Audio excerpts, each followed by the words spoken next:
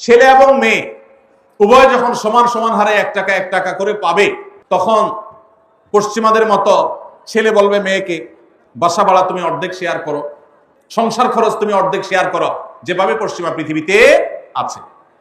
এইটা যদি শুরু হয়, তখন পরিবার ব্যবস্থাপনা ওদেরটা যেরকম ধ্বংস হয়েছে, আমাদেরটাও ধ্বংস হওয়া অনিবার্য হবে। দুইজনকে ঘরের বাহির হতে হবে।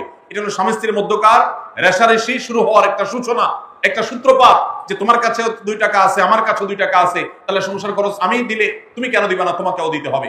এখন আল্লাহ রাব্বুল আলামিন যে সুন্নাতুল্লাহি ফিল আরদ, পৃথিবীতে আল্লাহর যে নিয়ম রেখেছেন, পুরুষরা বাহিরের দিকটা সামলায়, মেয়েরা ভেতরের দিকটা সামলায়।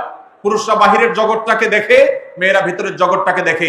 এই যে বন্টন, এই বন্টনের মধ্য দিয়ে যে পরিবার ব্যবস্থাপনা মানব সভ্যতার শুরু থেকে আজও পর্যন্ত আসছে, এটার ভিন্ন পথ এক্সপেরিমেন্ট করে চালিয়ে, পরীক্ষা চালিয়ে পশ্চিমারা ফেইলিওর হয়ে গেছে, ব্যর্থ হয়ে গেছে।